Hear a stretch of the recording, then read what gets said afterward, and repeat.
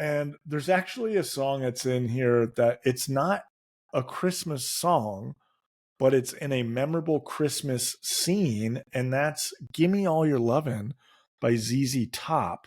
When he gets his new Santa, when he gets his new Santa suit, and they do the double walk. So that song will come on. We'll be listening to just like classic rock, and that song will come on. I'll be driving, and I'm just like, yes, just have to do it. When I was a kid, I thought that was so cool. I loved that part of the movie. So if you haven't watched the Santa Claus in a long time, go watch it.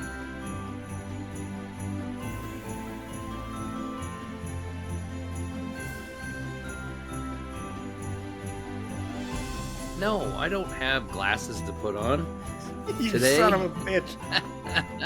I left my light up necklace over there because I was like, I'm not going to go too crazy.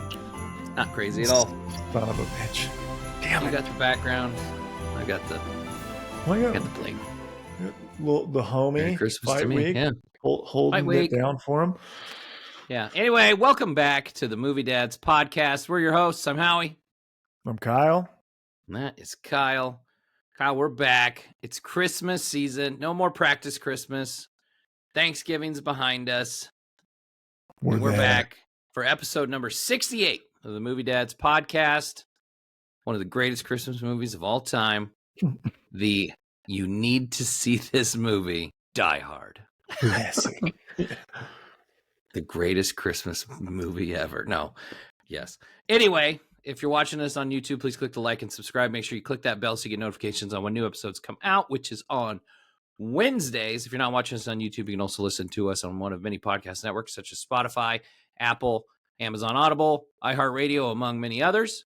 You can also find some of our short clips and videos on social media at Movie Dads Pod on Instagram, Facebook, and TikTok. We're Movie Dads. We've got movie kids. Mm-hmm. Kyle, so we had Thanksgiving over the weekend. Kids were off of sports. Yep. Take a break, no basketball. That was nice. Reagan did have wrestling last week and this week, so she still had wrestling. That was good.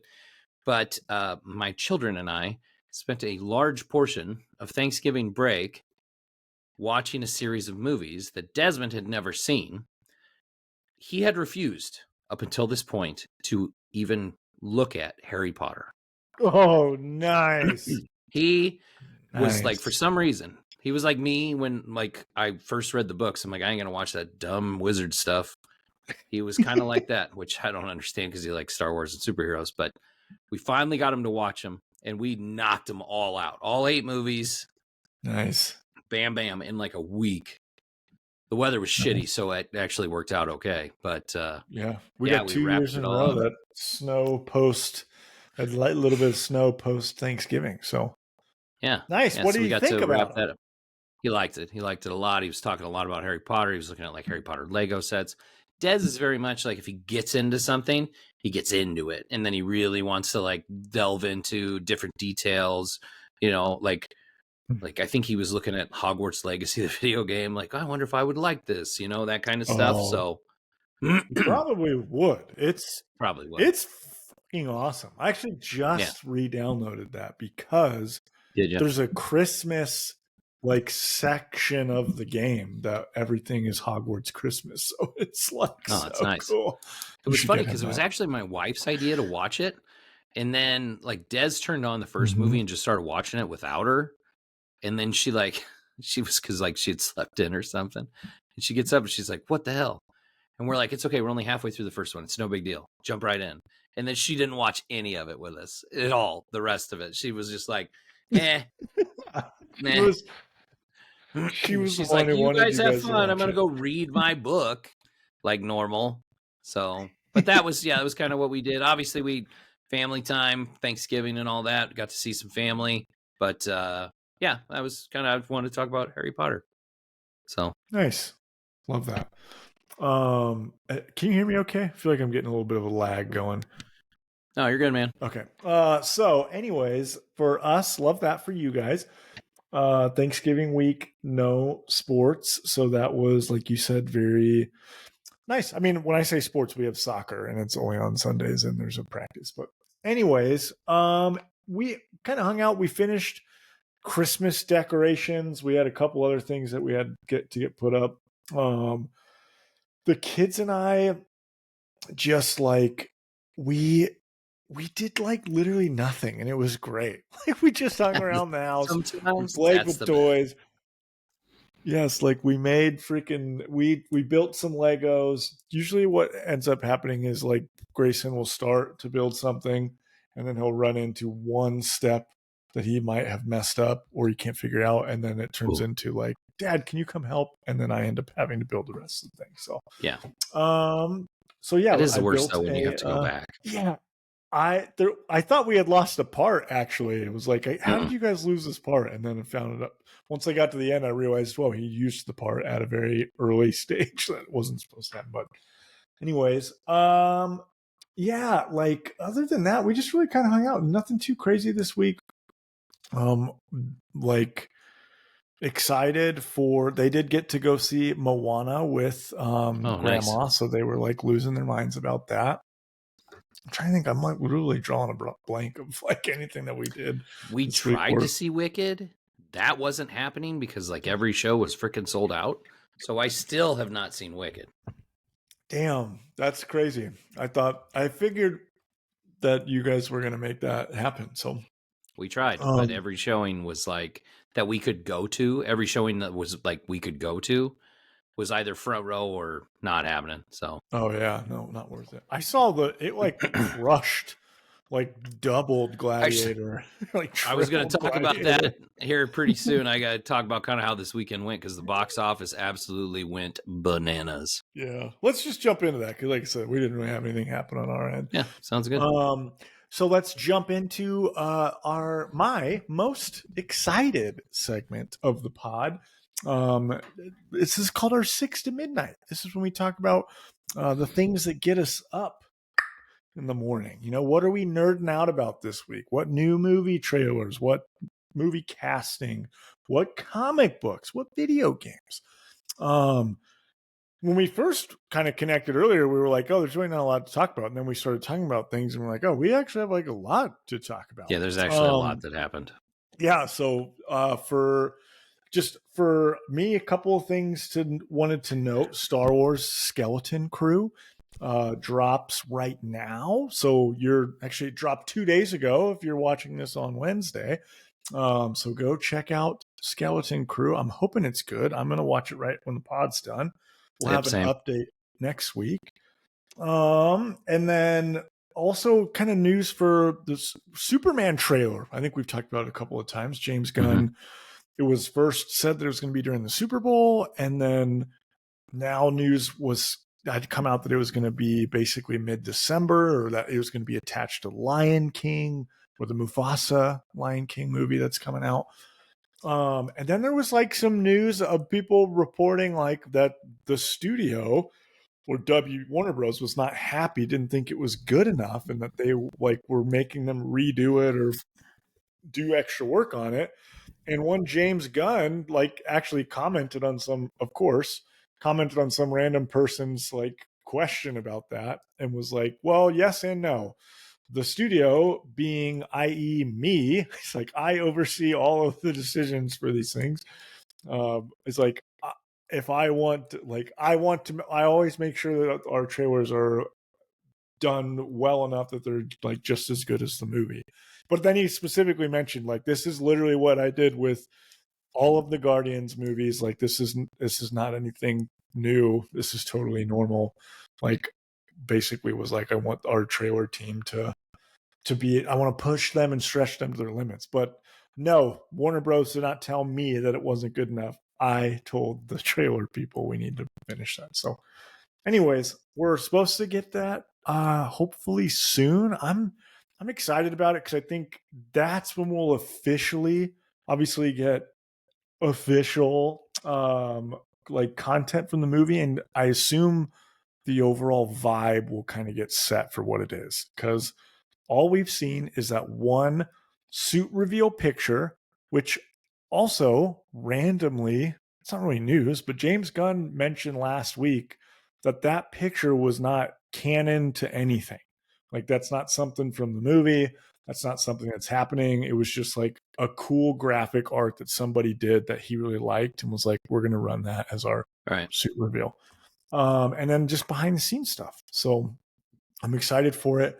I think it'll be really great. I don't think we talked on the pod last week about it, but he's been doing a lot of interviews because Creature Commandos comes out this week, next week, December 5th. Yeah, it comes out in 3 days from today. Yes. So the day after this pod premieres.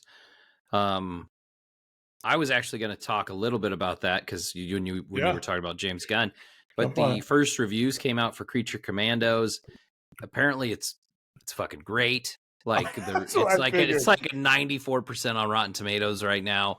I think even IGN, who notoriously hates everything that's not a video game, they even gave it a good review. I think they gave it an 8. Wow.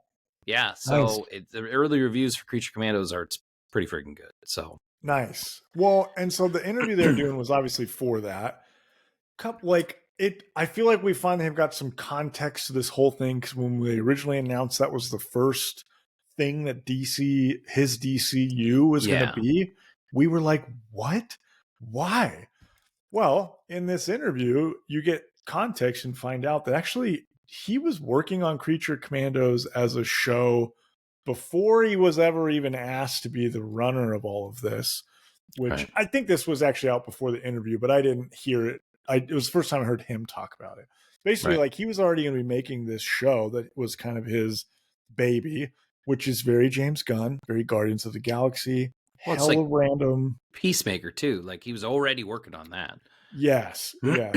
Super random, like obscure, off, like just not your mainstream heroes that he's like, I want to make a thing about that. So, but from everything that I'm seeing and hearing, it looks and sounds really good. He talked about it being like super, like raw and gritty and like sad and fucked up, but also funny. Like, so I'm kind of excited for it.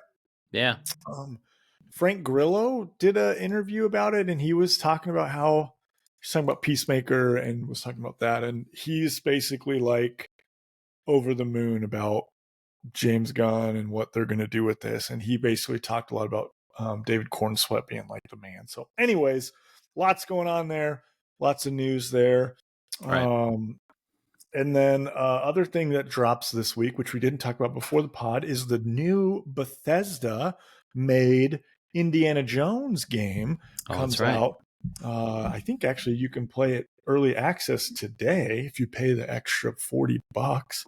But Bethesda are the folks that made Skyrim, Fallout, and it looks pretty movie accurate. It's its own story. It looks really fun. I'm super freaking excited to play that. I can stop playing Microsoft Flight Simulator and start playing a real game. So, anyways, what do you got? Throwing it to you. Kyle's playing Roller Coaster Tycoon. Hey, now. Boy, yeah, I know, right? So, speaking of Creature Commandos, because I talked about, not speaking of Creature Commandos, but speaking of early reviews, we got our first reviews for Nosferatu. And just started trickling in this afternoon, which is obviously the Robert Eggers horror movie, vampire Dracula semi remake, that we're going to do an episode on after the holidays because it actually comes out on Christmas. But early reviews, there's over 50 reviews out already. It's a visual masterpiece. It's by far Robert Eggers' best movie, which is crazy to think about because he's had some dangers.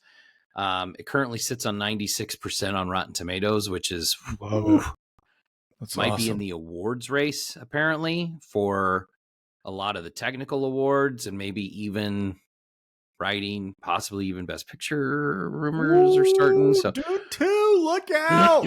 We'll see. It's hard to buy it. It's hard to buy it when it's a straight up horror movie, but you know those things can happen. I love that. I hope this actually will prompt people to go back and watch a movie like The Northman that I feel like nobody saw that is so good and so epic. I'm so excited for that movie. That's going to be freaking awesome. Right. It's hard to remember that freaking Skarsgård because he's not in any of the trailers. So like the main fucking because they've actor, hidden him. They've done such a great job of I love hiding the it. creature I until the movie. You love have it. to go see the movie. I You have to see it. love that. But it's crazy because I'm just excited because I know he's going to be like a tour de force. So because he's a maniac. You talked a little bit about the boys going to see Moana 2. Let's talk about how the box office got literally lit on freaking fire this past weekend. Obviously, we had Glicked opened last weekend. We talked about that when we did Gladiator 2. But this weekend, Moana 2 comes out for the Thanksgiving holiday. Obviously, it came out on the Wednesday, so it had the 5-day weekend. For the 5-day weekend, Moana 2 did, make sure I get this, $225 million, which was the biggest ever Thanksgiving opening. The previous high water mark was Frozen 2 at $125 million, so it absolutely stomped it. It's the biggest 5-day opening ever. Doesn't matter when it opened. It's the biggest 5-day opening ever.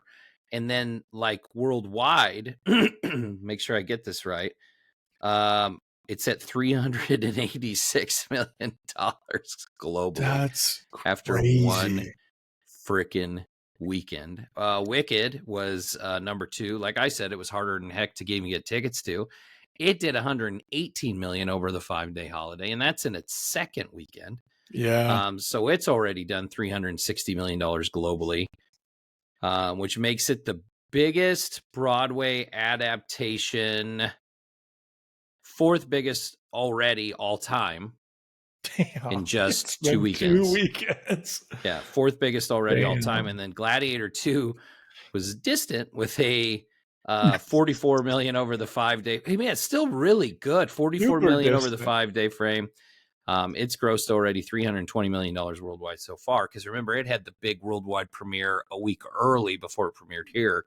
So it already had money in the tank, but it's at $320 million. So there are 3 movies that have absolutely just come out in November and crushed the competition.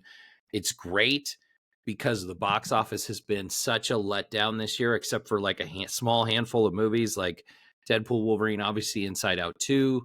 Mm-hmm. It's just been a tough box office since the strike. And then this happens because the Thanksgiving holiday last year was terrible. Yeah, I don't even remember what came out. Everything got canceled. Wish came out from Disney, and I still haven't seen that movie. So it's wasn't that an automatic streamer? Right? No, that actually was in theaters over Thanksgiving last year. Interesting. It's probably what a lot of people thought, because they didn't see it. Yeah, just a wild weekend at the box office. Everybody was going to the movies, so that's you love to see that. You do, because it means people are going to the movies. Yes. Seeing movies where they're supposed to be seen. Yeah. So that happened. Kyle, I went to, I wanted to talk about this just because I wanted to make you laugh, but I went to the Chiefs game on Friday. And when you walked in, they had, like pennant flags, like the long triangle ones like you can get. They were handing them out to everybody that walked in. And I picked it up and I'm like, it had no logo on the Chiefs helmet. I was like, what is this dumb thing? And he flipped it over.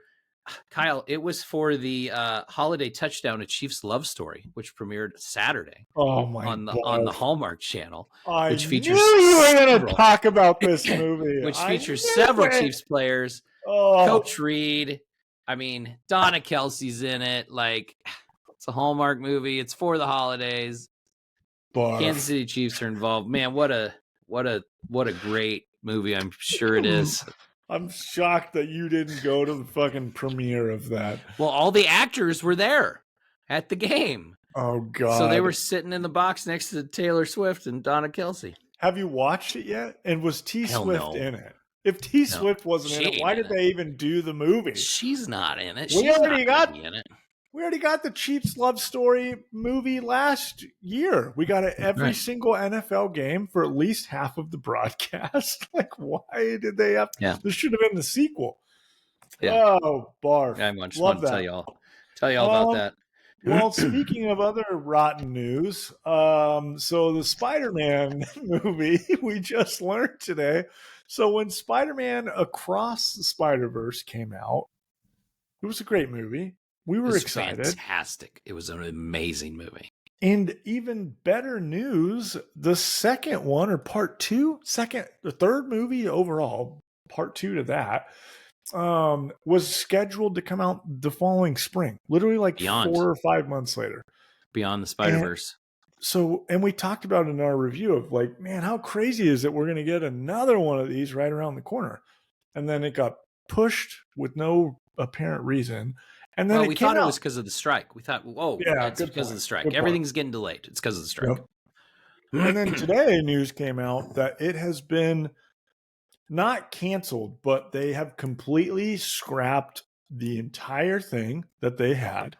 They were reshooting and redoing the entire movie, and it's slated to come out for 2027. Like, how wild is that? Crazy. So first off, this is online buzz. This isn't like Sony came out and said. Oh, yeah. Good point. Good point. But there has been a lot of talk about this movie getting scrapped. And we had heard those rumors previously, that it was very far off from being done. They restarted the script. So a movie that we essentially thought was in the can is now back to the drawing board. We were left with a cliffhanger ending. Yeah. So it felt like we got half of a story, and then apparently the story's not done yet, which is just crazy to think about. It doesn't make any sense. It doesn't make any sense. You made a movie with basically a to be continued, which you don't usually do unless you have a second movie, like a story arc. But in mind. also, Sony does like to make movies that don't feature the main characters that should be involved in the movies anyway. Like, Madam Web, Venom, Morbius, Kraven. Barf. Yeah, maybe they're trying to find a way to fucking keep the Spider-Verse movies in the Sony-verse somehow. And not Sony, sell it back. Just sell it back. Let it go. You fumbled the bag. Let it go. God. Yeah. Well, I will say one of the things I saw, or like that they were talking about with this kind of cancel or push, was that the writers and director were like, had pushed themselves and stretched themselves like the absolute limit. So like that they basically like couldn't even think straight when they were pushing to do basically 2 movies at once. So maybe they were like, all right, we probably rushed that and we need to back up. Another podcast I listened to, they were like, well, that's good. That means they want to put out the movie that they want to put out. They're not going to put out something garbage. And anytime a movie gets canceled or pushed, or where they say, hey, this movie is going to come out, and then it's like 3 or 4 years away, I always think like, I'm never going to see that. I'm never going to see that movie. What if I'm not around by then? I think more the concern come out in 5 years. I think the concern is more that when you have a movie like that has a cliffhanger ending that obviously is not the entire story, I think more the concern is like, am I going to care when that next part comes out? Am I going to give a shit about this anymore? Or if I'm, like it's been so long, like, yes, I moved on. I'm good. Yeah. She's dead to me. Well, and we just saw Gladiator 2 that basically continued on a story from a very long time ago that picks up like right after. So, well, okay. So, but let me ask you this, like Gladiator 2, it looked good though, right? Like, I mean, like they sold us with the story and the trailer and all the cool shit they were doing. I don't know if it would have been as big if it didn't look good. If they wouldn't have done a good job marketing it, I don't know. Yeah. Think about that. Actually, when I said Gladiator, what I originally had thought about when I was like, oh, franchises have been, I feel like the Penguin, like the Batman came out kind of a while ago, right? And then the Penguin comes out and it's like picks up the day after that movie ended, and like we're all just right back in it, and it's years and years later. So I think that's some of the big concern with like, and I know that's like the new hot trend, right? Like these legacy sequels, like we're doing these sequels decades later. I remember I think when like Terminator 2 came out, and it had been like 7 or 8 years since T1 had come out, and people were like, That's like the longest it's ever been for a movie to have a sequel. And now we're getting movies like Gladiator 2 Fucking or 25 years. Beetlejuice, which is like as Yeah. old as it's older than you. Dude, okay. It's weird that we got on this because I wanted to ask you a question. At least I thought about this the other day. It completely slipped my mind, but this has brought it perfectly back up because I saw a post about Christian Bale and Batman and ended up watching Batman Begins and just was like, God, I freaking love this movie. I Yeah. used to think Dark Knight was the better one, but now Batman Begins is kind of taken over as my favorite of the Nolan verse. And I just had a moment, was like, I can't Fuck yeah. believe we got Christopher Nolan Batman. Like, how crazy is that? And then it made me think, okay, how old are some of these actors who are coming back and reprising their roles? If Christian Bale would want to do a sequel, like, how many people would pay money for that? A lot of people.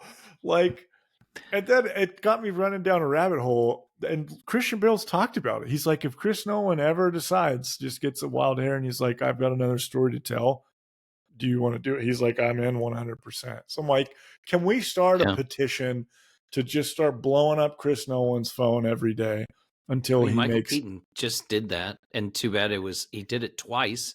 One movie that we're probably never going to see. I know, damn. And then the other one in a garbage movie that we had to see. I know, we had to see it because he was in it. I just want to comment on every James Gunn post from now on to see if I can randomly get him to respond of like, hey, I know based on your interview, it sounds like you guys have zero push or interest on getting your Batman movie made. Would you ever do Christopher Nolan, Christian Bale sequel? Thanks. Dude, we've talked about it, like our generation. And that's one of the things that these great superhero movies have done, right? Like we grew up with the old Batmans and the X-Men and the Spider-Man, right? Listen, like if they wanted to come back, we both agree with this. Our generation is on board. If you want to make a Tobey Maguire Spider-Man movie or an Andrew Garfield Spider-Man movie, we're there. I don't care if you want to make an old man Tobey Maguire one. Like, we're all for it. Like, you just brought Hugh Jackman back, defiled his skeleton, and basically said, like, we don't give a fuck that we killed him. Like, we're going to bring him back anyway. Like, and we're okay with that. That's fine. As long as they make a good movie, it's a good story, and they have fun doing it. And Hugh Jackman looked like he had a hell of a good time doing it. And the dude's like in his late 50s. Yeah. Fuck yeah, let's do it. Let's go. We've been clamoring for that Andrew Garfield trilogy movie forever. Let's go. Dude, please. What? Just like, there needs to be more of a thought process of like, not trying to find a way like, well, how do we make that happen since we've already killed off that universe of like, who cares? Just come back and make another one and people will fucking see it. So we've talked about that a bunch of times on this podcast before, though. Like, if you want to make Lethal Weapon 5, I'm there. I'm okay. I'll watch the damn movie. Like, hell yeah. Bring him back. If you wanted to make another Alien movie and did another clone of Sigourney Weaver, fuck yeah, I don't give a shit. Let's do it. That's cool. Dude, I'll watch it. Give me an adult Home Alone Kevin McAllister movie. Like, yes, come on, let's go. Those are the legacy sequels we need. Yeah, you can keep bringing Arnold back as an aged robot, then like you can bring anything back at this point. What a major plot point to randomly bring up that we always overlook. The robot gets older and older every movie. Your cyborg's got gray hair, man. Like, and anyways, oh my god, we're way off track. Did you have anything else to talk about? One more thing. Wait, I have like a list, but that's fine. So one more thing I just wanted to talk about, and this kind of went into the Beyond the Spider-Verse conversation, but news came out this week that Marvel's doing reshoots on both Captain America Brave New World and Thunderbolts. But the story is like they're doing reshoots on Thunderbolts, even though they're super happy with the movie. They're just adding more to it. But they're doing reshoots on Brave New World because they're not happy with the movie and they want to fix the story. So it's two ends of the spectrum. But just understand, like, reshoots, especially for like big budget movies like that, it's commonplace. Even this late in the game, like, it doesn't necessarily mean a movie's going to turn out to be a turd. Just when you hear those things, it's okay. Just wait and see what the final product is. Brave New World might suck. It might be the worst Captain America movie. It might be the worst MCU movie. And Thunderbolts might be great. And it might be like Guardians of the Galaxy all over again, but on a street level or more of a spy thriller kind of movie. Yeah. Which is what I think it's going to be. So just calm your horses. It's going to be okay.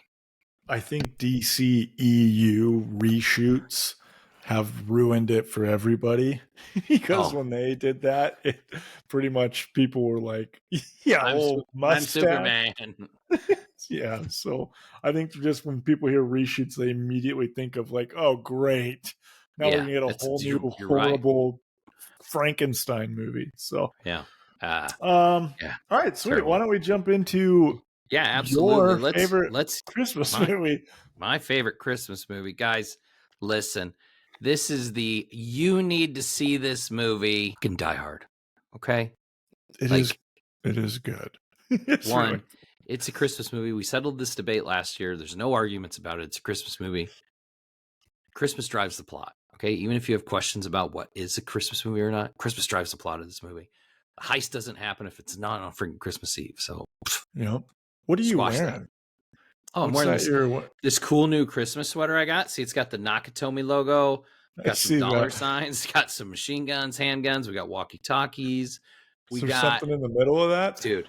We got freaking Hans Gruber falling off the roof, freaking Nakatomi Plaza. And I'll save it for the kids, but the back of this sweater says "Yippee-ki-yay, motherfucker." So it's outstanding. I had to buy that. I love it. Anyway, Die Hard. Did you get that online, or did you see that in person and go, "Oh my god, I have to have that"? No, I got this on Etsy, man. Etsy's a freaking gold mine. If you don't spend time on Etsy, my wife makes Etsy Christmas sweatshirts and shirts for people. So, anyways, I like a good crew neck sweatshirt too, but I want it. This is a sweater. This is sweater. I wanted a good sweater. All of my Christmas sweatshirts are crew necks. Like I don't think I have any hoodies, but this is the only one other than my Chiefs one that lights up is like a sweater. Oh, the rest are crew necks. Nice. Yeah. There's a Jaguars one that lights up that I've like eyeballed every year. My brother has it, and I've just not pulled the trigger. They're a little expensive, so you should get it. They are expensive, but they're cool. But all right, anyway, Die Hard is a 1988 American action Christmas film. It's directed by John McTiernan, written by Jeb Stewart and Stephen E. D'Souza. Kyle, do you remember who Stephen E. D'Souza is? Remind me. Pretty sure he did Street Fighter. Oh, yeah. Damn it. Yes. It's actually based. He's done a couple movies we talked about on here. He's like, he does all, we talked about like all the dumb 80s action movies he's done. He's done like no movies except all of the ones that we've talked about. Except for all the movies we talked about. It's actually loosely based on the 1979 novel Nothing Lasts Forever by Roderick Thorpe. Some fun facts about that here in a minute. The cast includes Bruce Willis as Detective John McClane, Alan Rickman as Hans Gruber, Alexander Godunov as Carl, Bonnie Bedelia as Holly Gennaro McClane, Reginald VelJohnson as Officer Al Powell, Paul Gleason as Deputy Chief Dwayne Robinson, and William Atherton as reporter Richard Thornburg. Die Hard. Kyle, when was the last time you saw Die Hard? You know, when I watched this from start to finish, I was like, wow, I don't remember. I don't know if I've ever actually sat down and watched it from start to finish. I've seen the whole movie, but in different sittings. So like sitting and watching from start to finish, I was like, man, it's been a long time. Like I was a kid living with my parents, probably the last time I actually watched like the movie. So, and I love it. I'm such an 80s nerd, and I'm not even from the 80s, but fuck. Right. It's just a vibe. It was a vibe, man. So a little bit about Die Hard as a movie. Was made on a $25 to $35 million production budget. It ended up grossing $140 million. It was the number one action movie of 1988. It was the number 10 movie overall. So this is one of the fun facts that I have about this movie, and this kind of goes back to the novel. This is actually a sequel to the novel The Detective, which was made into a movie in 1968, I believe, that starred Frank Sinatra. Okay, so Is it canon to this movie? Well, so they changed it because when they optioned the script to this movie, they were contractually obligated to offer it first to Frank Sinatra. And of course, because he was 70 years old at the time, he turned it down. So that is when they kind of changed the plot a little bit, a little bit of name change, a little story change, and they made it more of a standalone thing.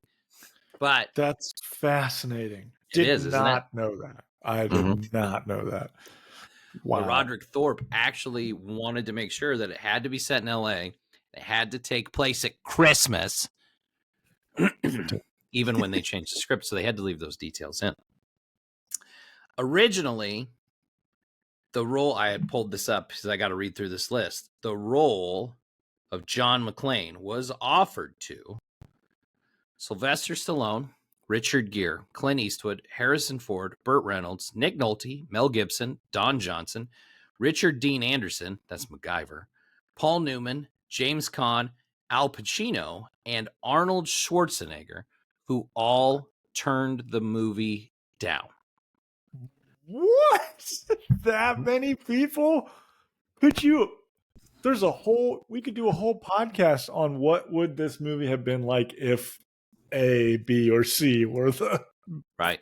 So they ended up offering this movie to a little known TV actor that was on the series Moonlighting, who had only done one other movie, and that was 1987's comedy Blind Date. And they offered him like leading man money. Analysts were like, "You're fools. You're betting on the wrong horse. Blah, blah, blah. He's a comedy actor. There's no way he can be an action star." It's believed that a lot of these men, these actors, turn this role down because 80s action heroes were invincible, so to speak, right? Like Rambo, Cobra, even the Terminator, Predator, Commando. And John McClane's very much of like an every guy you can like relate to him. He gets hurt in this movie like a lot. Yeah. So it's kind of believed that maybe they didn't want to have that tarnish, you know. Can you imagine Arnold Schwarzenegger like getting beat up by bad guys, getting shot, having bloody feet? Yippee-ki-yay, motherfucker. I'm not even going to try a Stallone one. Come on, give us your Arnold. No, I can't do it. I don't even think I could do it. I can't do it. I can't do it. It's terrible. Yeah.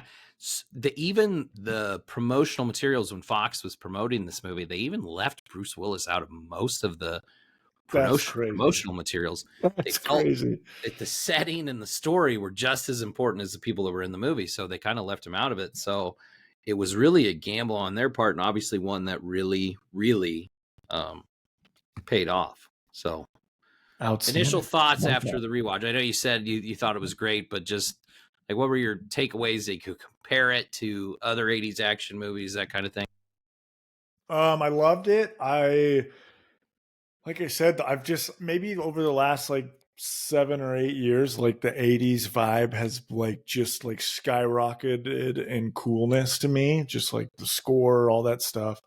And so watching this, all I could think of was like, God damn it, why haven't I watched this more recent? And I know last year we talked about it. You were very vocal about how this is your go-to Christmas movie. You watch it every Christmas Eve. It's my Christmas Eve movie, yeah. This is your Christmas Eve movie. And I even remember thinking last year, like, that would not be the movie I would want to put on a Christmas Eve. Then I watch it, I'm like, this is a Christmas movie. This is very much a Christmas movie. And I liked it. I fucking love Hans as the villain. He's so interesting.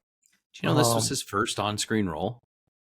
I did not know that. It was. He was only like a stage actor at this point. And Alan Rickman, this was like his first on-screen role, and he was a freaking star after this. Dude, he was so good and so just like diabolical Like, it was just, I loved it. I love his character. It's crazy to think about our leading actor, Bruce Willis, is known for comedy in a TV show, and Mm-hmm. our bad guy, our villain, is a Broadway actor who's nobody's ever seen in a movie before. And Wild. like we have one of the most iconic pairings in action movie history, for sure. Yeah, You know, when it comes to good guy and bad guy. for sure. I'll say this. It made me realize that I have watched Die Hard 3 way more than I've seen any other Die Hards. Like That's the a pretty Die good Hard one that too, played though. in our house is Die Hard 3. Like, Mhm. so. That's fair though. That's a good movie. The first three, I mean, it's like 1, 3, I was going to 2, ask, do you think 2 4. is better than 3? But you just answered No, that. I Okay. think 3 is better. Samuel L. Jackson, I think, makes that movie better. I think Yeah. Jeremy Yeah. Irons, the bad guy, makes it better. And then like Good some of point. the puzzles and stuff they got to do, I think that part's kind of cool. Kind of changes it Super up a little thing. memorable. It is, because obviously Die Hard 2 is really just the first movie, but in an airport instead of an office building. I mean, it Yeah, really is. it is. That's funny. But that's kind of the way sequels were. You were back then. You really were you were making a rehash of the first movie in most cases, Yeah, trying to just in a different recreate it. setting. Yeah, Yeah. that's really kind of what sequels were. Sequels now are a lot different than they were then. I think there was actually an article in Variety recently that was talking about like the top 10. It was like the top 10 grossing movies of this year are all sequels. But like if you look at them, we're talking about like Dune 2. It's the second half of a story, right? Yeah. Inside Out 2 is the top grossing movie of Oh, the yeah. year, but it's like it's a totally different sequel to the first one, but it still has the same characters. Like Deadpool and Mhm. Wolverine is a sequel, but like it's not its own thing at the same. You know what I mean? Like Yeah. it's so yeah. I think the only one that I think is going to end up being in the top 10 is Wicked.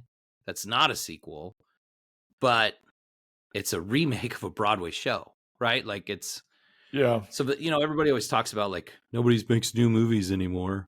Yeah. But Nothing is that's original. nothing's original. But sequels are different. They're different now. So just not the same thing. Anyway, meat and potatoes of the movie. We meet John McClane. He's on an airplane. He's flying to LA. You find out he's a New York detective. Him and his wife are estranged. She got offered this bang job. He decided to be dickhead husband and stay in New York. So she goes out. He's visiting for Christmas. They've got 2 very young kids, right? And she's some big shot for the Nakatomi Corporation, Nakatomi Plaza in LA. He flies in. There's a limo waiting for him, right? Like super cool. He gets in. Argyle's our limo driver, takes him to Nakatomi building, right? Bruce Willis being What a fun character. I like Argyle. Argyle's great. Bruce Willis sits in the front of the limo because he's not used to this fancy Says a lot stuff. about him. You learn so much.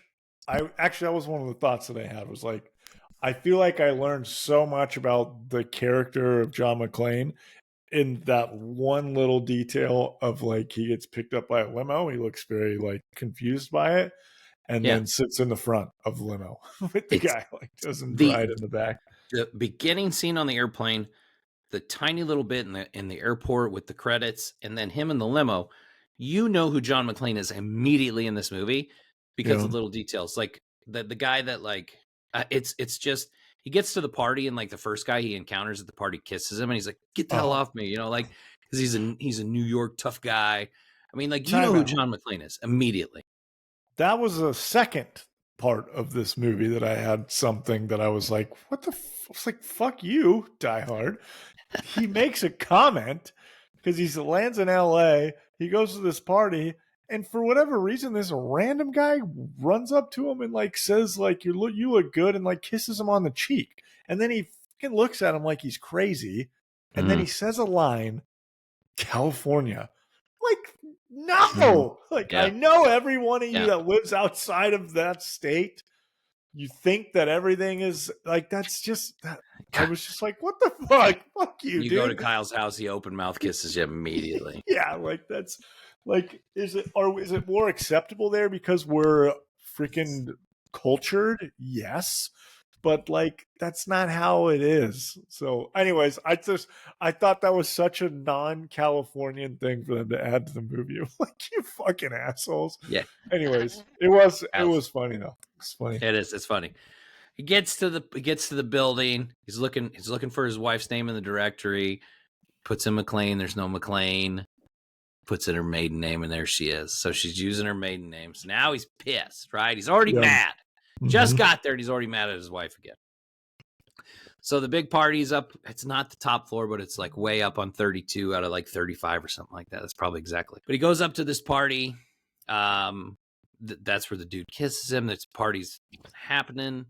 He meets basically like the head guy that works at Nakatomi there in LA.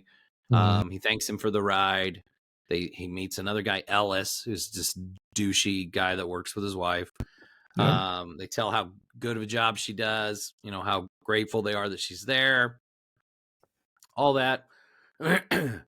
Holly shows up. Awkward. They embrace, yada yada. They go to her office so he can get cleaned up and stuff. And this is it's a big plot point because now Bruce Willis, he's taking off his shirt, he's got his shoes off, he's trying to. There's a scene at the very, very beginning where he's talking about like when he gets off the plane and like jet lag or something. The guy's like, "Oh, you turn your feet into knuckles and you walk on them and you'll be fine. No worries." Oh yeah, that was. It's an important plot point because that's why he's got his shoes off later in the movie, which is actually it's pretty interesting because that comes up later. He brings up the thing with the maiden name to his wife. They get in a little spat. She goes out of the office. He's in there alone. Meanwhile, we have terrorists breaking into the building, right? They have a big old box truck that they park in the parking garage, which Argyle's down there waiting just in case Bruce Willis needs a ride, right? Yep. And Argyle's having a good time. He's got music. He's got booze. He's got a cell phone in the car. Like he's good, right? He can hang out there for a while. Which it's his first day on the job as a limo driver, and he's fucking like living it up in the limo. He's living it up. He's getting paid. He doesn't care. He's getting paid and he's having fun. Terrorists break in, take over the party. All hell ensues, right? Bruce Willis, who's in the office, he's a cop. He's gonna go hide because they're rounding all these people up. He goes upstairs. There's a lot of stuff where they bring in Mr. Takagi, right? We meet Hans. He interviews him. He's talking to him. He's asking him questions. Bruce Willis, meanwhile, is kind of hiding, watching this whole exchange, and he needs the codes to get into the vault. Takagi won't give them to him. Boom, Hans kills him.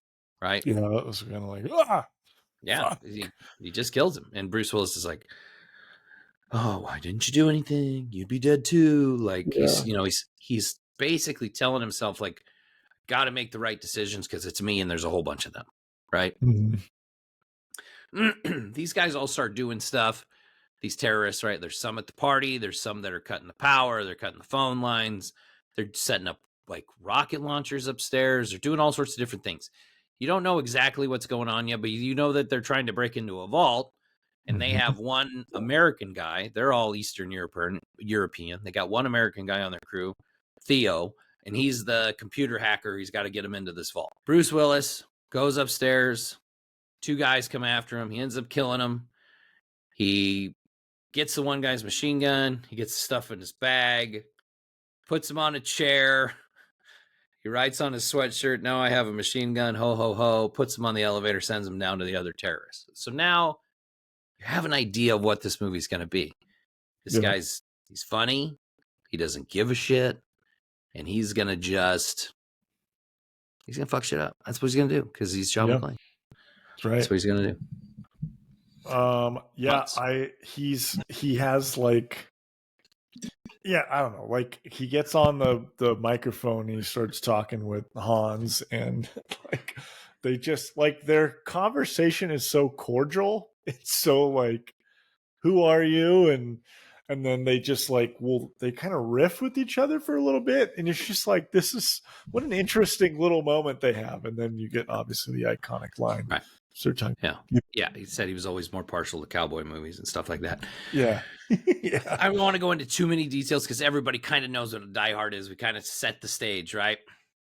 There's a lot that goes on kind of behind the scenes. There's actually a lot to this movie. It's not just like a straight up action movie, but I want to talk more about when we get to the end, like thoughts on how the movie is, thoughts on the legacy of the movie and things like that. Basically, like he ends up taking off the terrorists like one by one. He convinces the LAPD to finally show up, and like they think it's a false alarm because the terrorists have this all planned out. He literally throws a dead terrorist on Reginald VelJohnson on his cop car to let him know like some shit's going on. And he's, you know, obviously plays Al Powell. So the cops show up. They're kind of useless other than Al. He's got some explosives, and he's got the cops send in like their little tank, like their little armored car with people in it, and the terrorists start shooting like rockets at it. Yeah, that was cool. So Bruce Willis puts his explosives on a desk chair, puts a computer monitor on it, wraps it up. And like one of the best parts is when he's like thinking about how many of these like charges he needs. He's like, fuck it. He puts the whole bag on and he ties the cord around it and he throws it down the elevator shaft and like blows out this entire lower floor and kills all these terrorists. And basically it saves these cops, but it's just kind of the way he is. He just doesn't give a shit. Yeah, fucking massive explosion to where like the police chief or commissioner is like yelling at him about it. Yeah. He's like yelling at him. You're part of the problem. Stay out of our way. Yada, yada, yada. And there's a part where he gets on the radio and he's like, who the fuck are you? And he's like, who am I? I'm Deputy Chief Dwayne Robinson. And he's like, put the other guy on. You're not part of the solution. You're part of the fucking problem, man. Get out of here. Yeah, put the other guy on. I thought that was so funny. And then he says, one of my favorite lines is he goes, I didn't just get butt fucked on live TV, Dwayne. Yeah, hella fucking. Oh, this movie is. I wish my shirt said that on the back. This movie is so. Obviously, there's very famous lines and moments, but there's a lot of low key things in it too that I think people forget about. So, yeah. So the terrorists, basically, what they're going to do is they're going to break into the vault. They want all these like bearer bonds and stuff. It's just a heist. They tell the hostage negotiator basically like, yeah, we want release our comrades, release this group, send us a helicopter so we can escape, yada, yada, yada. They make all this shit up when they're really just going to steal all this stuff and get the hell out of there. Yeah. So what their plan is they have all these explosives. They're going to blow up the roof with all the hostages on the roof. And then that way they won't know that the terrorists have actually escaped in an ambulance that's hidden in their box truck. They're all going to just pile into that, drive out of there. They're not going to know if the terrorists are dead, if they're up there with the hostages. They're not going to know who's who. That's the plan. The FBI shows up. They're going to shoot the terrorists on the roof. And then maybe they'll, accidentally kill a couple hostages. It's, collateral damage. No big deal. It's the 80s. Right. You can do those things. It is. It's just with the FBI. Meanwhile, Ellis basically tells Hans who John is. He says his name. He says he's his guest at the party. The news crew have a radio. They've picked this up, like the news station. So they find John McClane's name. They find out who he is. They find out who his wife is. So they go to his house to interview his kids, right? Like shitty behavior. Mm-hmm. So Hans sees this on the news, realizes John actually has a wife after he killed Ellis. So he's going to take her hostage. I did skip over the part where Hans and John have a face-to-face moment where Hans pretends to be one of the hostages that escaped. John doesn't trust him, gives him an unloaded gun. Hans goes to shoot him. And that's when John realizes, I wasn't going to give you a loaded gun. I figured I knew who you were.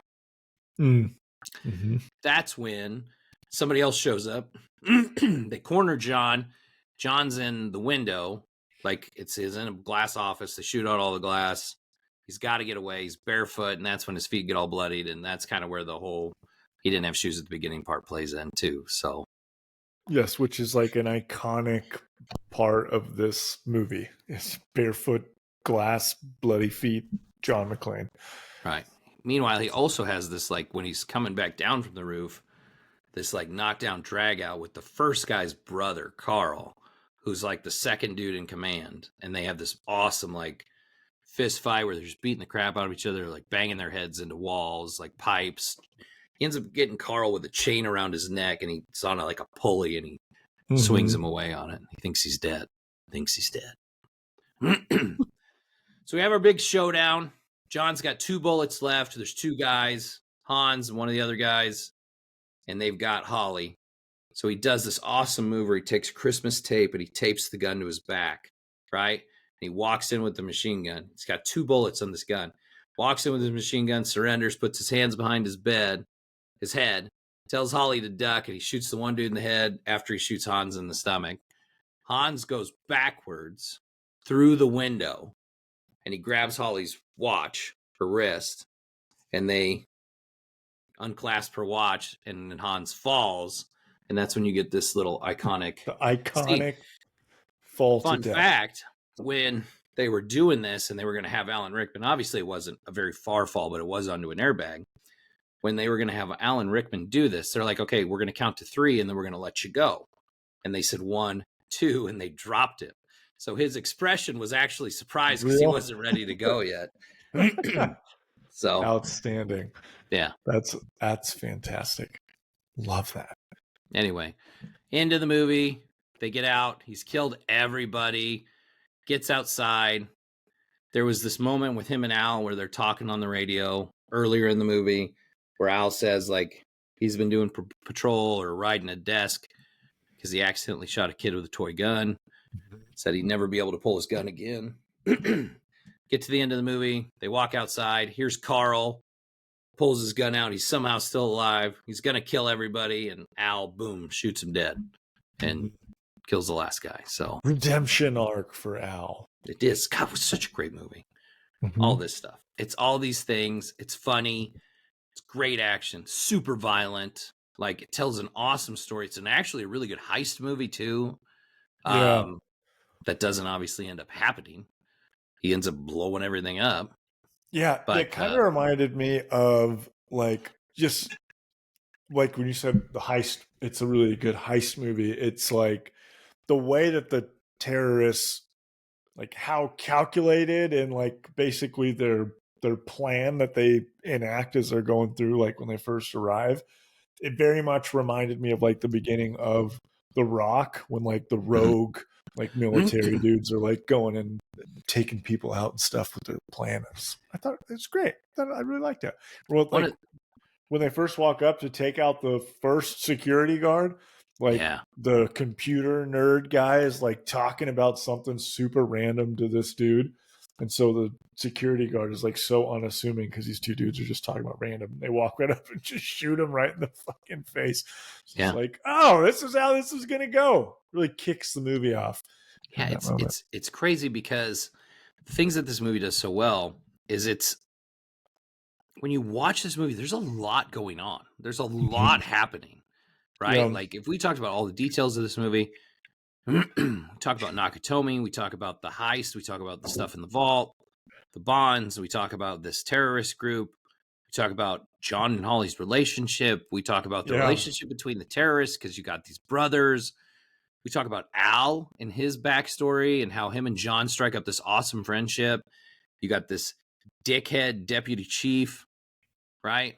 Dwayne Robinson, who's in the way, and all the stuff that's going on behind the scenes. You got the FBI that comes in.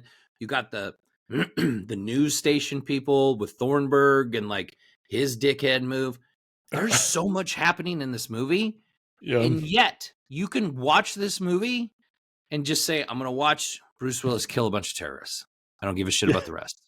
And that's fine. You can watch it 2 different ways because it can either be this complicated, like thriller heist movie where Bruce Willis ends up saving the day, or you can just think like this is Bruce Willis stuck in an office building fighting terrorists. And either way, it works fine.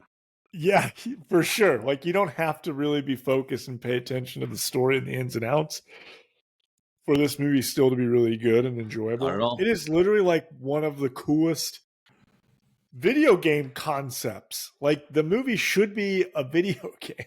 Like I know they've I think made. it was, but I don't think they've. I mean, like a triple A modern like Metal Gear type that you could totally make that a game. You're stuck in a building with terrorists. And you got to take them out to get out. Like that's the game that they're missing out on. They need to make that. So I will say, like, this movie, I think, set a new bar for action movies. It really did, in a different way, right? Like, we had movies like Terminator, we had Aliens, and things like that. Straight up action movies, kind of like I talked about. We had Predator, we had Commando, we had Rambo, and things like that. We have all these action heroes that are these Supermen, right? Like they can't be killed, right? They're just kicking ass and taking names, and that's yeah, all they do. And then now we've got this, and I'm not gonna like Bruce Willis isn't like a schlub, but he's he's not like super jacked, right? Like he's just kind of like an everyday. he's an He's like everyman. he's a cop. He's an everyman cop. He gets Yep. shot in this movie. He has the thing with the feet. There's like where he falls down the ducks and he like all banged up. He's got all these bruises and cuts and shit. Like he gets the crap beat out of him in this movie, and you believe it because he's hurt the whole freaking time, right? Yeah, He's struggling with these like constantly hurt. fighting guys, and he's like, got his butt kicked, and it's kind of how this movie works. But it also is the first one that like set off a genre where it was like, all right, this movie's Die Hard in a plane. This is Die Hard on a bus. This is Die Yeah. Hard on a Yep. boat, right? Yep. Like Under Siege is Die Hard on a boat. Passenger 57's Die Hard in a plane. Like it led to that where it was all these movies were like, oh, it's Die Hard on a this or Die Hard in a that. Yeah. And it was all because it worked for this movie. And that's just kind of the way action movies took off. And it's considered one of the greatest action movies of all time for a reason. And It is. And it's It's why. very highly touted. Do you watch this movie outside of Christmas season or only Christmas season? Well, I mean, we've talked about this before. Like good movies we watch at least once a year, right? Like iconic movies. I've just chosen to watch this movie once a year at Christmas. Like if I'm going to watch this movie once a year, it's going to probably be at Christmas. Christmas, yeah. Yeah. All right. Good point. Okay. Love that. Yeah. It's a fucking fun 80s movie. Like, and it deserves a rewatch if you haven't seen it within the last couple of years, so or 5 or 10. Obviously Howie watches it every year, but for those all I would say is like those of you out there that haven't watched this in a while or just like, oh yeah, I watched it, like it's a good action movie. Actually watch this movie and like watch the dynamic. The whole plot point of this movie is really him being able to get back to his wife so they can fix their shit. Like that's what this movie's actually about. Yes. It's a great point, and that we didn't really hit on that. Like he is a cop, but he's not a cop who ran to this problem to try to save it. He ass backwards fell into the situation that he had no plans of being in. Is very much like, what the fuck? All right. Like, and then just and he's like you said, he's constantly, there's a couple of times where he's commenting to himself, like talking to himself out loud of like, God, why didn't you save him? Or like, oh, because if you had saved him, you would have died, John. Like, he is just an everyman who got stuck in a weird situation and finds a way to save the day and get back to his wife, because he's you already know they very much set the tone early that him and his wife have like a very estranged relationship, but they do a great job. There's a little moment when he first arrives where you think like maybe she doesn't like him or doesn't want him there, but then she finally whisks him away to the bathroom. They talk for a couple of seconds and they give the like, I miss you thing. And you could really feel it. Yeah. Right before they start yelling and fighting each other. But so like you said, that's the very simple, like overarching. It's him just trying to get back to his wife to fix his shit. He's going to kill a bunch of people in between. It's a good movie. It's got to be done. Merry Christmas. All right. Come on, break my heart. What do you got? I like this movie.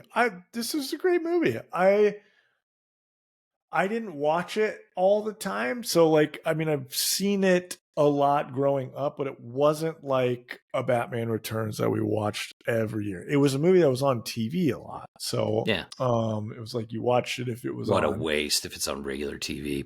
I know. That's actually a good point. I think that was probably a little bit surprising to me because when this movie came out, obviously I was not alive.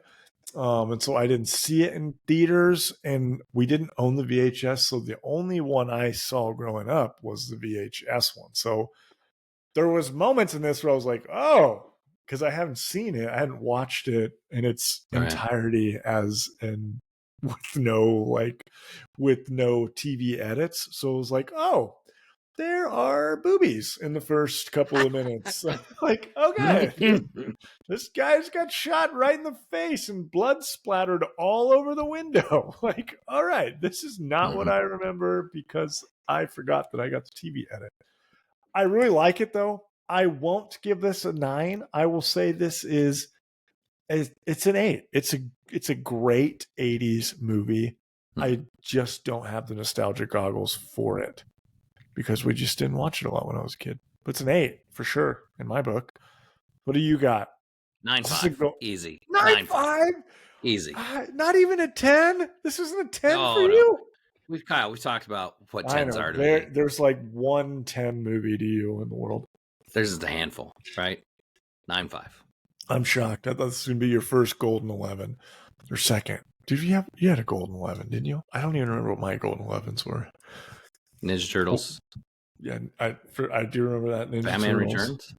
Yeah, I think that's right. Yep. All right. Well, it's a 9.5. It's very close to being a 10. Ugh. What do you wish would have happened or been done that would have made it a 10? Like, what was missing for it to be that? Oh, that's a good question, Kyle. I know that's a really deep, like, don't really know an answer, but like, what could they have done better Kyle? to make this better? Kyle? Oh, I talked him into it. You're right, Kyle. This movie couldn't have been any better. It's 10. There it is. Die Hard's a 10. I love Cross it up. Put that 10. It's a 10. It's a 9.5. It's a 10. We literally just have the Varsity Blues moment there. That's great. Well, I mean, think about it. Listen, dog, like this is one of your favorite movies ever. Not just Christmas, but just. But you're right. What do I think needs to be better? Yeah, like, did you want more explosions? Did you think they need more boobies in it? Like, did they need to have an epic? No, because most 80s movies have too many boobies in them.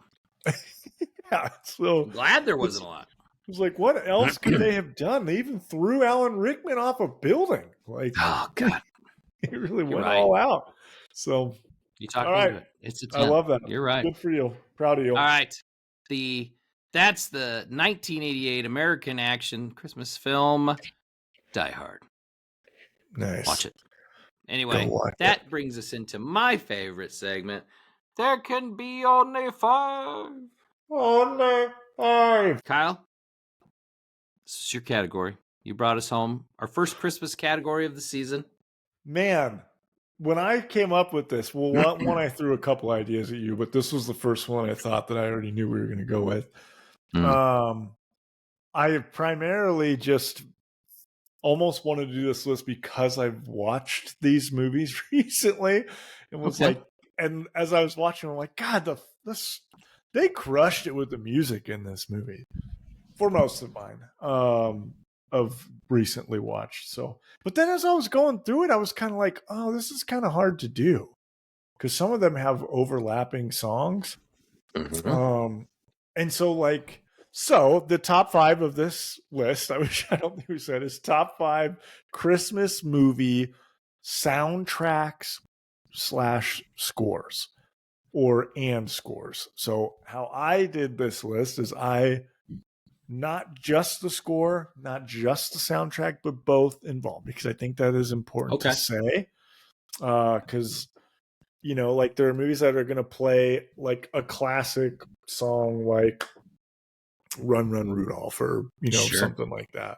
That could be in multiple movies. That's not specific to just one. But if it's used in a way or in a very memorable scene that I remember it, like I count that as part of that score or that soundtrack. So, anyways, all right, let's just jump into it.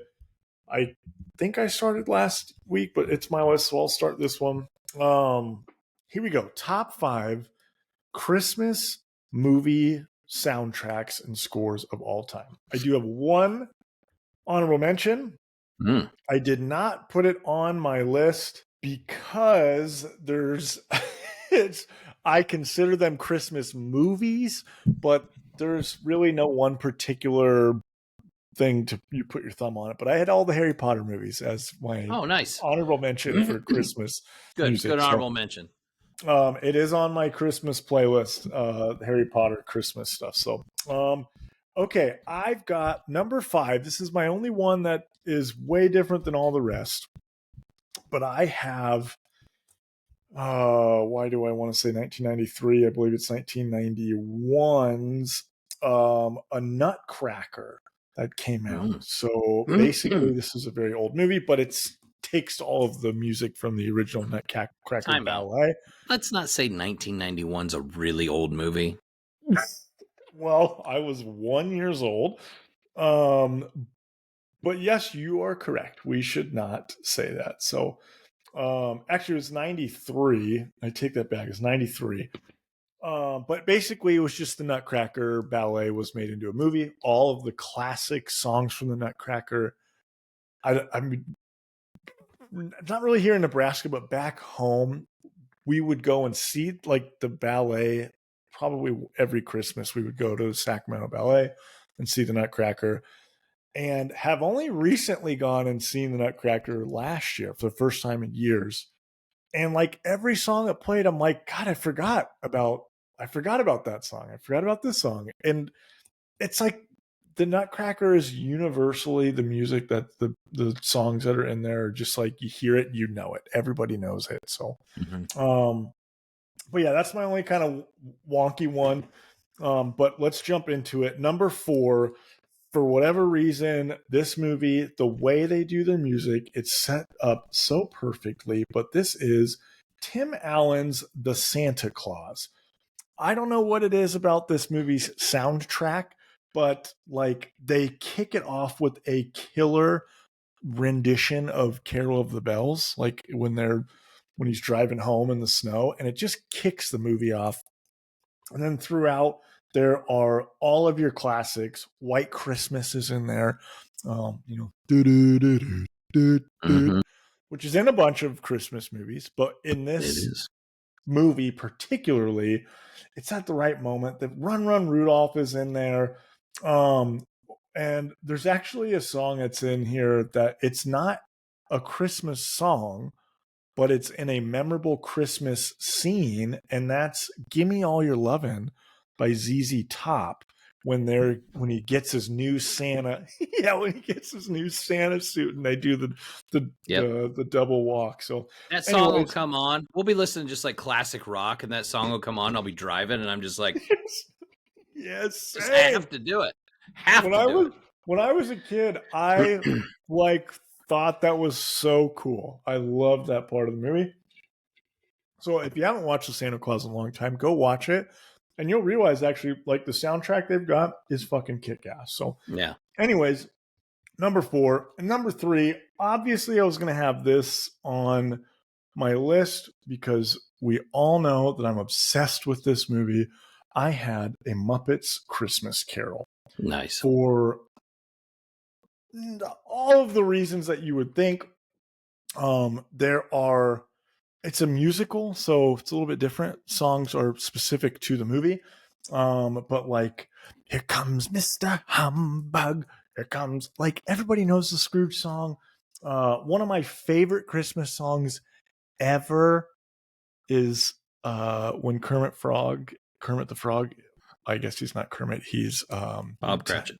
Bob Cratchit, Tiny Tim, Bob Cratchit. The One More Sleep Till Christmas. I love that song so much. That movie puts me in the Christmas spirit probably more than any other movie, and that song is like the peak creme de la creme of that. So It Feels Like Christmas is a song he sings with the Ghosts of Christmas Present. Big jolly dude. It's just that movie. I freaking love the songs and music from that movie.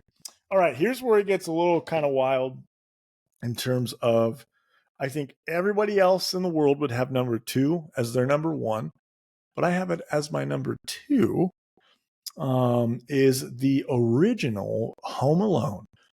Home Alone number 1, I have as the second best Christmas soundtrack, Christmas movie soundtrack and score, primarily because the score itself is just everything that John Williams does. Obviously, John Williams is one of the most iconic movie song score writers of all time. He did Indiana Jones, he did Jurassic Park, he did Star Wars. Like, he's done it all. Superman, every classic, Harry Potter, every single classic movie from your childhood scores that we all remember was all written by John Williams. And basically Home Alone's main song, somewhere in my memory, when you hear that song, 1, it makes you think of Christmas. Obviously, 2, it makes you think of Home Alone. There's just the other thing that they do. There's a great Carol of the Bells version in that, like right before it kicks off with the battle between him and and the guys. But there's also a couple of like Jingle Bell Rock and stuff that's in the movie that are great. So there's a couple good Christmas songs, but the score itself is really actually why it separated it from being number 1, because I've got as my number 1 Christmas movie soundtrack and score is Home Alone 2 is my number 1. Which was funny. When I was mentioning this list to my wife, I said, would you, like, for Home Alone movies, which one has the better soundtrack? She's like, I'd actually say number 2. Like, that's what I would say. And the reason for that is Home Alone 2 has all of those great scores from the first movie that are memorable and iconic, but it also has like a ton of random Christmas songs in there that when you hear it, you immediately know what scene of the movie you're watching. There's the one song where he's where the guy's taking the uncle is taking the shower and he's, get out of here, you little jerk, or I'm gonna slap you silly. Get out of here, you little pervert, or I'm gonna slap you silly. That movie or that song is actually called Cool Jerk, by the way. It's a Christmas song. But it's the most wonderful time of the year. By Andy Williams is on it. It's like the moment that he pulls into New York, he's going around all alone on Christmas. Jingle Bell Rock. It's beginning to look like Christmas. Christmas all over again, which these are all, there's like scenes where these songs come on and it's Christmas to me. It's probably one of the most played Christmas movies in our house. My son Parker is now obsessed with Home Alone 2, like I was as a kid. And there's just so many good Christmas songs. It could take me 20 minutes to go through every song from this movie. They've even got a little bit of the Grinches in there from a scene. Silver Bells, obviously you get kind of Somewhere in Your Memory, all that stuff. The ending song, We Wish You a Merry Christmas, in that there's just everything. Home Alone 2, greatest Christmas movie score and soundtrack of all time. Tell me how crazy different yours is. Kyle really likes his movie soundtracks. Like, he really likes them. Me, I like a good soundtrack, but I'm not as enthusiastic as Kyle is when it comes to movie scores and soundtracks. Okay, so you were like not excited about this list. Why didn't you say that before we did it? No, I didn't say I wasn't excited about it. It's just I'm not as good at it with the music as you are. You're more into it. We had a couple similarities, so there's a couple differences too. So all right, did not expect that.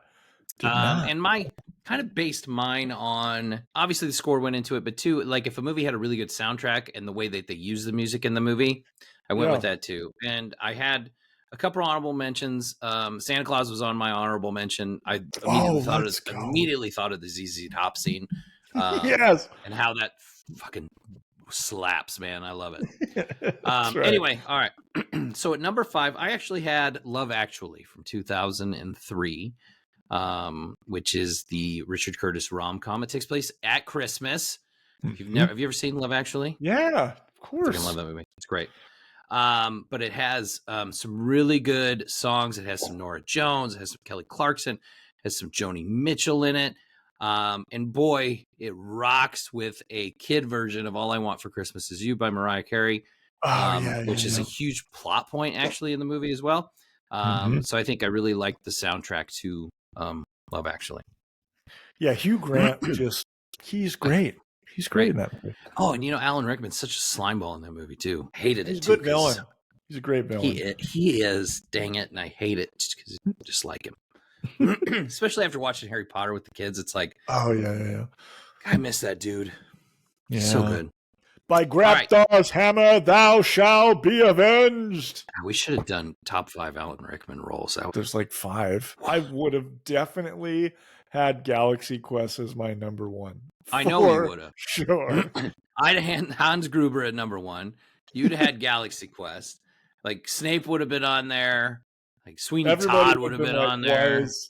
Oh, I forgot he was in Sweeney Todd. He's the bad guy in Sweeney Todd. I know, but he's okay. Yeah. Love that. Anyway. All right, love that. Nice. At number 4, I don't like this movie at all. At number 4, I had The Polar Express. Oh, I saw that on so many lists, and I thought I actually you wouldn't have it. I didn't see it on any lists, but I actually I have my Christmas playlist going that I made, and I have Josh Groban's Believe on there. Mm-hmm. Dude, that song's awesome, and it's from that movie. And I every time my kids make a cup of hot chocolate, I'm like, hot chocolate, hot, and it's so dumb. And that song's, God, it's goofy, but I gotta say it. But Josh Groban's Believe takes that one up a notch just on its own, because that song's actually really good. So anyway, it's so good. That movie is like the ultimate uncanny valley. I don't like that movie at all because there's too many creepy Tom Hankses. Dude, okay, so I knew obviously that he was multiple characters: Santa, the guy on the train hobo ghost, the hobo ghost. I just learned that he was the kid.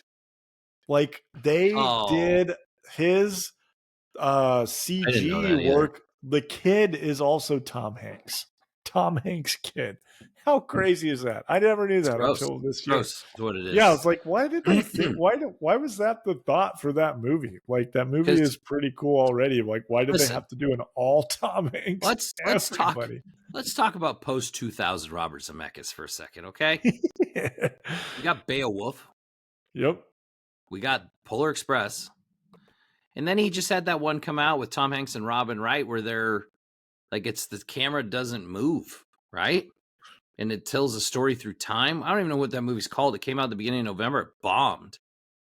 And it's bad. It looks stupid.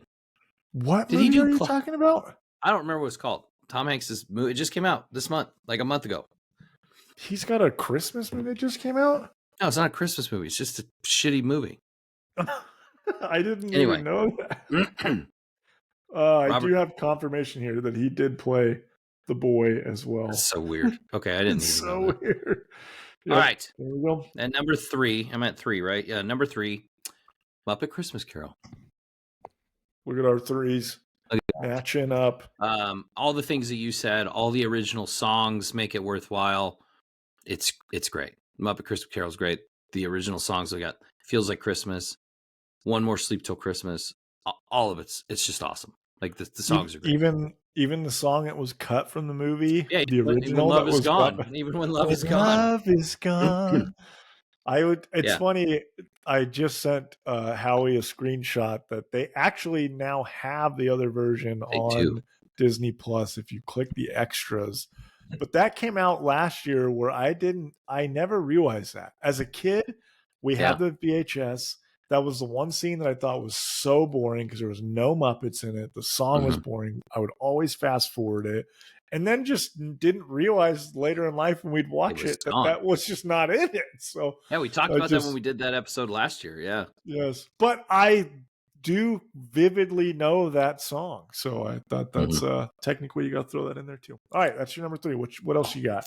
The number 2, I had The Nightmare Before Christmas, which I'm sure you probably figured I'd have on my list. I knew you'd have that on there. Listen, again, it's not a Christmas song per se, but This Is Halloween's iconic. Oogie Boogie song's iconic. Danny Elfman's score in that movie is awesome. The theme song's great. Like, you know it right away. And it's a Christmas movie or it's a Halloween movie. You can have it either way you want. It's on my Christmas list. Nightmare Before Christmas at number 2. I knew you would have it on your list, and I already had my thought. I originally was going to have it as an honorable mention, but then I'm like, I see that movie as a Halloween movie. It's fine.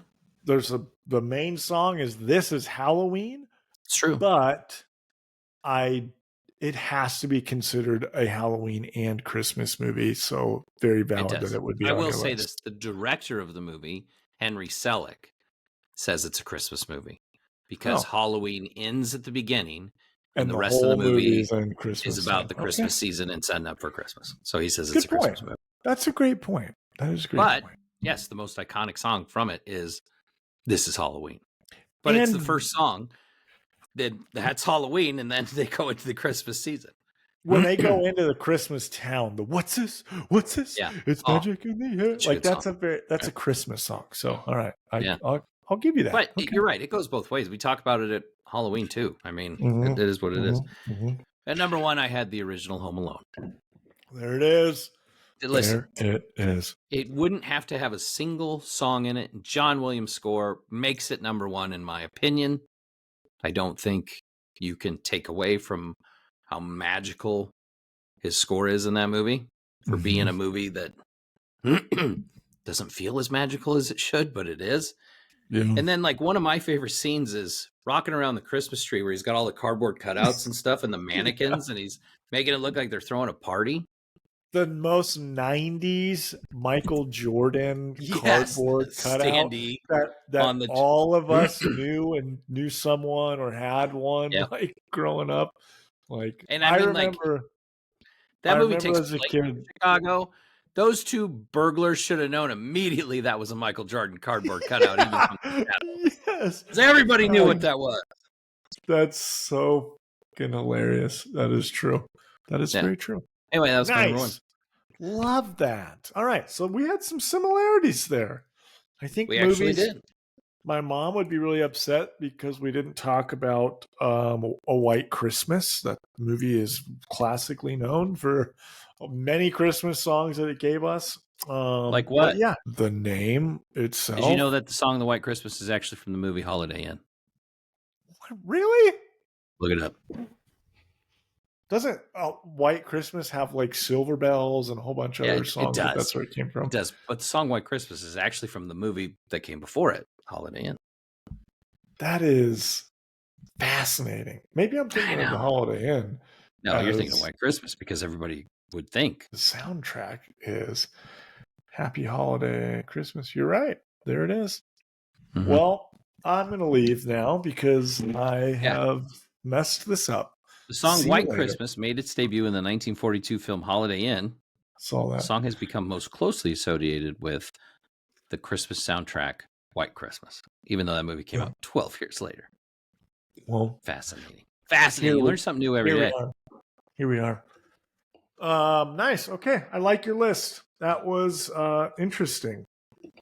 Was not what we thought. All right. Let's jump into, since I'm taking the lead on this, our newest segment on the pod that we've now been doing for a pretty long time. It's been a while. This is the part of the episode that we call "How Rotten Is Your Tomato?" And I don't quite know why we haven't changed the name for that, but that's what it is. This part of the show is because we're lazy. Because nobody gets paid for this. Yeah, because nobody's got any better ideas. So we will take two or a group of pairs of movies, and one of us will basically asked the other to tell us between these two movies what was their Rotten Tomato score, and which one was higher, which one was lower. And it's always interesting. There's a lot of stumps. Sometimes Howie gets it exactly right, which is wild. But it's very eye opening, and for whatever reason, it's a ton of fun. So I'm excited to get through some of these movies. There is a little bit of on brand for some of these. I've got 2 that are on brand in the movie we just watched, and then 3 that are on brand just with the season itself. So let's jump right into this. I'm gonna do 1990s Die Hard 2. Die Hard versus Die Hard with a Vengeance. 1995. Okay. I would hope, though I might be wrong, that Die Hard with a Vengeance is higher. I'm going to go Die Hard 2 at a 54, Die Hard with a Vengeance at a 59. Wow, you really think they're in the 50s? I think the second one is. I mean, I would put the third one in the 80s, but I'm just trying to go by what I think critics thought of it. Yep. You are wrong in that Die Hard 2 is higher. That's crazy. At a 69%. Okay. Die Hard 3, Die Hard with a Vengeance, is a 60%. Like way lower than Die Hard 2, which was why I picked them, because I was like, oh, that's not how I would rank those. It's not how I would rank it either, and it's surprising.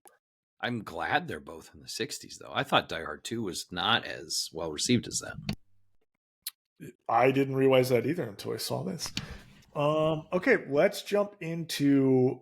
There's really no reason why I picked these 2 specific movies, but for whatever reason, I think I just picked them more because of you, and then also because of Bruce Willis. But I've got 1997's The Fifth Element versus 2000's Pitch Black. Pitch Black's higher. I bet Pitch Black's like an 89.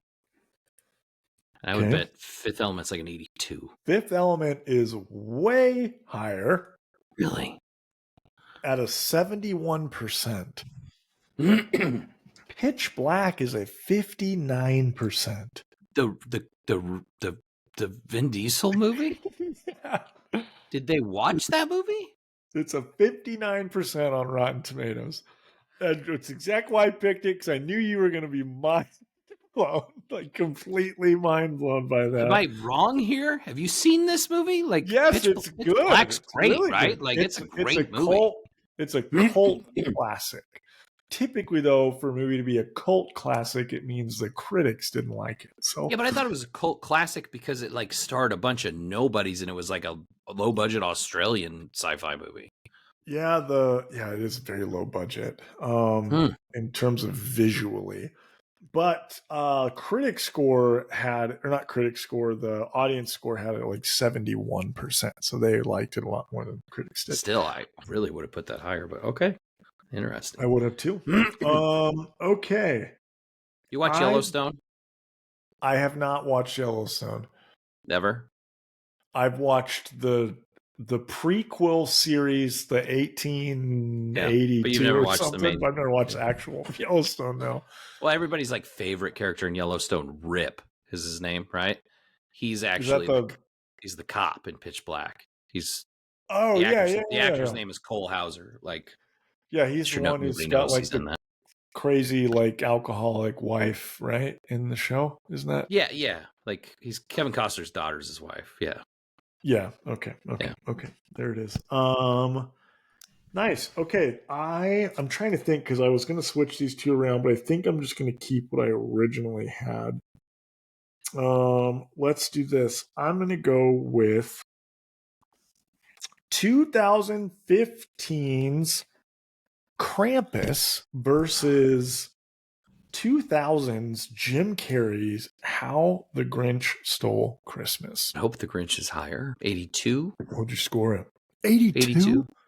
You give Grinch an 82? And Krampus is... I like that. 74? Krampus, of which nobody saw, is I way saw it. higher. I know you love it. That's why I brought it up. Is a 66%. 2000's Jim Carrey, How the Grinch Stole Christmas is a 49% Oh my on God. Rotten What the Tomatoes. fuck? I am blowing your mind with these movies. Did you blow your own mind when you looked these up? Were you like, what? That's why I fixed them, because I'm like, that cannot be right. What drunken critic gave this that score? The Grinch is Okay. in the 40s? 49%. Listen, all right, let's talk about that movie for a second. So obviously, it's based on an iconic Dr. Seuss book. There's the, like, I don't know, 60s, whatever, animated, like, Boris Karloff or whatever. Yeah. It's great. Classic. It's great, Classic. right? But hard to watch because it's kind of old and creepy. It is. It's old, but, like, at the time, it's classic, right? I get it. Yeah. So Ron Howard makes a live-action Grinch Stole Christmas. Listen, like, we've talked about this before with, like, mocap actors like Andy Serkis. Like, don't tell me that Jim Carrey didn't deserve something for that movie. Yeah, he did Like, so the dude good. underwent, like, torture, like, Navy SEAL torture training or something for wearing that costume because it was so restrictive. Yeah. Like, did you ever hear that? Like, he used to chain smoke and stuff just to, like, keep it together. Yes. He's great in that movie. He set the tone for how people see the Grinch. He gave the Grinch his personality. His performance is off the charts. People forget in the original book and the original cartoon, he doesn't have a lot of lines. He hates Christmas, and he says a couple of lines like Max, and then obviously I've got to stop Christmas from coming. But Jim Carrey is what gave him, like, the hilarious fucking angry personality that people still, when they talk about the Grinch today, they do. That's it. I'm not going. I'm an idiot. You're an idiot. Yes. You're classic. Right. Well, critics hated it. They gave it a 49%, so they can fuck off. They can. Okay. Bunch of Grinches. Yep. I've got two more pairs to go. All right. I've got this classic 1988's Scrooged, Bill Murray. Okay. Against 1989's National Lampoon's Christmas Vacation. Scrooge from 1988 against National Lampoon's Christmas Vacation from 1989, 1 year later, which I was kind of shocked. I would have thought the other movie was first. Okay. Interesting. Time is a construct. Christmas Vacation's higher at a 78. Scrooged is 76. Scrooged is a 71% on Rotten Tomatoes. National Lampoon's A Christmas Vacation is a 71%. They both are the exact same score. I'm glad they're in the 70s. I was about ready to, like... picked both. Like, when you said those two movies, I was like, this is going to be close. Like, they're close. And that was the proper reaction because they are the exact same, which I wouldn't have done. That's trick it. You tricked me. Fair. But I picked both of those movies before I saw the scores. Like, I tagged them together. Yep. And said, "Oh, those are kind of similar. I wonder which one's higher." And I was like, "Oh, they're the same. I'm going to do that." So you're the same. Cool. All right, last group. And I'm going to take the other movie that I originally put in. So there's actually going to be a group of three. We've done this before. We've done three movies in one. I have 2003's infamous Bad Santa, 1984's Gremlins, which is a Christmas movie, and 1992's Home Alone 2. So we got Bad Santa, Gremlins, so I got to rank them. Yeah. Gremlins is the highest. Why would you think that? I think it's the best movie. Why would you think that? because it's the best movie of the three. Gremlins is the best of the three. Yeah. Oh. Gremlins 81. Boy, I hate to say it, but I bet Bad Santa's number 2. Not in my view, but I bet Bad Santa's number 2 at What would you give it a score? like a 70. And if I remember right, Home Alone 2 was not well received. I'm going to go 58. You crushed your rankings correctly. Gremlins is an 86%, so it's a little bit higher than you thought. Mm-hmm. Bad Santa, one of the worst Christmas movies ever made. You were right on the nose at a 70%. Nice. You got it completely right at 70%. Which, let's just talk about that for a second. What a horrible movie. Why is there anybody that watched that movie and was like, this is a great movie? I don't know. It's so bad. Never got it. I never got it. It's so bad. It's so just, what is this? The whole banana being colored by the kid's blood. Like, what the hell are we? Like, there's Christmas horror movies. There's Christmas comedies that are raunchy and stuff, like Office Christmas Party. You know, Christmas Vacation's got some parts in it. Like the night before, we did that last year. Yeah. But they're all good movies. Like, they're good. Bad Santa's not good. It doesn't make you feel good. It doesn't have a lot of redeeming qualities to it. Makes you feel gross. You walk away from the movie like you kind of hate yourself. Yeah, it's not good. I don't like it. Didn't they make a sequel? Yeah, there's a second one. Barf. Billy Bob Thornton's Bad Santa was a 70%. Home Alone 2, which maybe my household is way different. But that is like one of the most watched Christmas movies from my childhood and in our house currently every year. It's a 35%. Home Alone 2 is a 35%. A movie that millions of people watch every single year. Yeah. Since it came out is a 35%. Get the fuck out of here. I think this goes back to the conversation that we had a little bit ago. It's a sequel. It's the same movie as the first movie, except it had more money and bigger scale, right? Yeah. And I think the problem with it, in a lot of people's eyes, is that it missed the point of the first movie with all the big scale and bullshit. Yeah. I see what you're saying. That's my thoughts on it.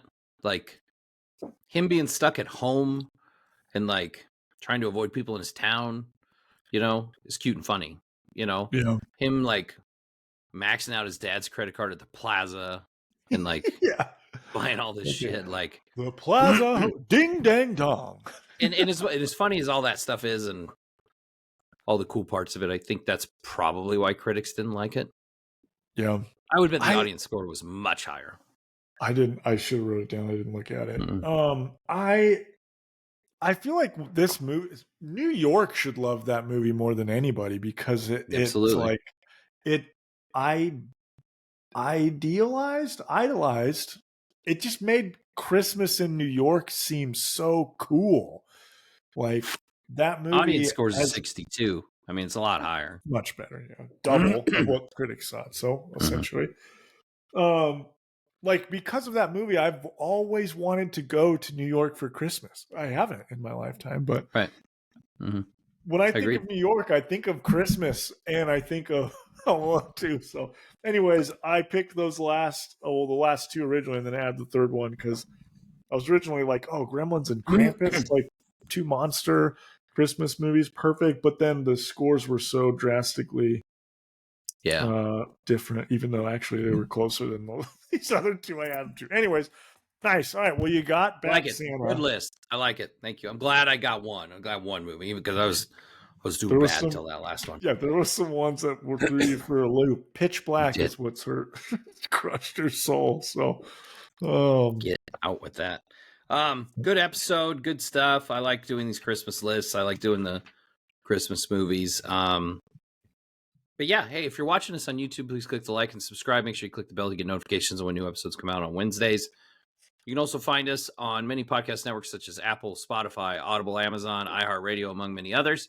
You can see some of our short clips and videos on social media at Movie Dads Pod, Instagram, Facebook, and TikTok. Kyle, we're back. Episode 69 next week. Giggity. Nostalgia goggles, Kyle. There it is. Next week, we're doing a twofer. Home Alone and Home Alone 2. Bring it on. Just talked about them. We're going to watch them, and we're going to talk about how great they are. F the critics. Or we're going to watch them with nostalgia goggles, take it off, and say, oh, I can see why the second one's not well liked. Do you think you don't think the second one's as good as the first one? I don't think it's as good as the first one, no. And we'll talk about it next week too. Kyle, I would bet I haven't seen the second Home Alone in 20 years. Oh my God, dude. I would bet I haven't seen the first one in 5 or 6. You guys don't watch Home Alone movies during Christmas? Does. I don't. They're essentials. You're a 90s it's kid. Christmas season. These got to be put on right away. No, I guess you're a 90s kid. I'm an 80s kid. That's so sad to hear because those are like the Christmas movies. And we'll talk about it next week. Die Hard an 8, so I don't really give a shit what you think. Oh yeah, well you gave it. You wouldn't have given it a 10 if I didn't talk you into it. It's true. Nice. All right, love that. I'm excited to see that. For those who listen or watch these movies before our next episode, so that you can kind of agree or completely disagree. Give us an opinion. I would bet the 150 total people that listen or download each week, you are probably like Howie and you haven't seen those movies very recently. So watch them and agree or comment. Tell us how much I'm right. And we'll just go from there. All right. Thanks for listening. Thanks for watching, everybody. We'll see you next time.